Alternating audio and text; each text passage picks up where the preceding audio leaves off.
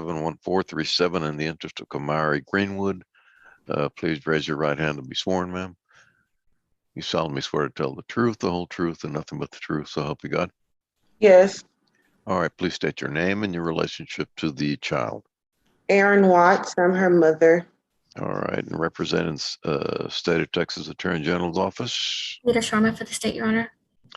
Court will note that the non-custodial parent is Dowling Dickey Greenwood. Mr. Greenwood is personally served on November 17th, 2021 at 6:02 p.m. at 408 Avenue M in Huntsville, Walker County, Texas.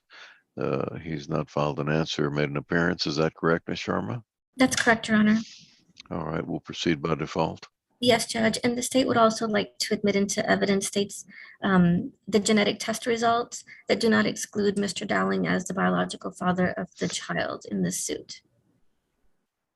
Have you had an opportunity to look at that test report, Ms. Watts? No, I haven't. I'll resend it. I have it here on my screen. Can I share my screen? Well, I will not admit it into evidence, but I will report in the record that the DNA test report would indicate that the alleged father, Dowling Dickey Greenwood, is not excluded as the biological father of the tested child, Kamara Greenwood. Thank you, Judge. And I'd like to call the mother, Miss Erin Watts. All right. Ms. Watts, are you asking the court to name Mr. Greenwood as the biological father of your child? Yes. And your child was born on March 10th of 2021. Is that correct? Yes. And are you asking the court to appoint you and Mr. Greenwood as joint managing conservators of the child? Yes. And are you asking the court to allow you to determine the child's primary residence without regard to geographic location? Yes. And Mr. Dowling is currently incarcerated in the Walker County Jail. Is that correct? Yes. And he was booked into the jail April 11th of 2022. Yes.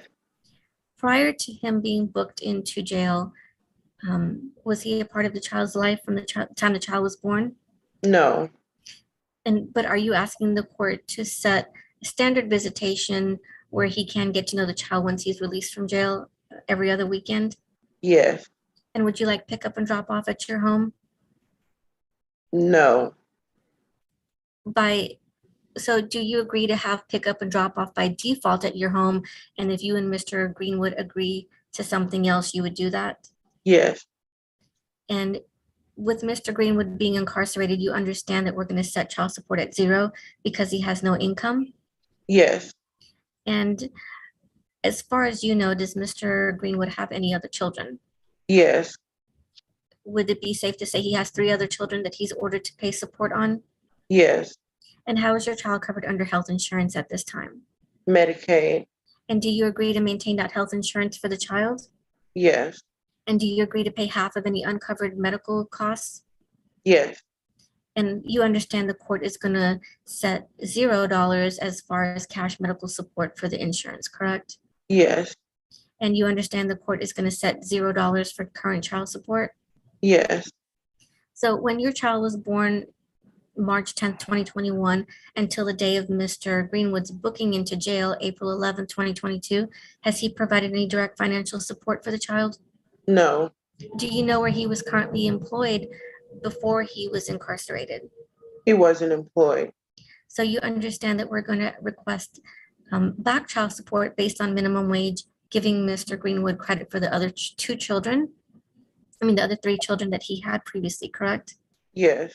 And are you asking the court to set a retroactive judgment in the amount of $2,240 against Yes. Mr. Greenwood for back support? Yes. And you understand the court is not going to set a payout at this time because of his incarceration? Yes. And if court costs are billed, do you want those to go to Mr. Greenwood? Yes. And have you reviewed and signed this order today, believing it's in the best interest of your child? Yes. Thank you, Judge. I pass this witness. Okay, the court will approve the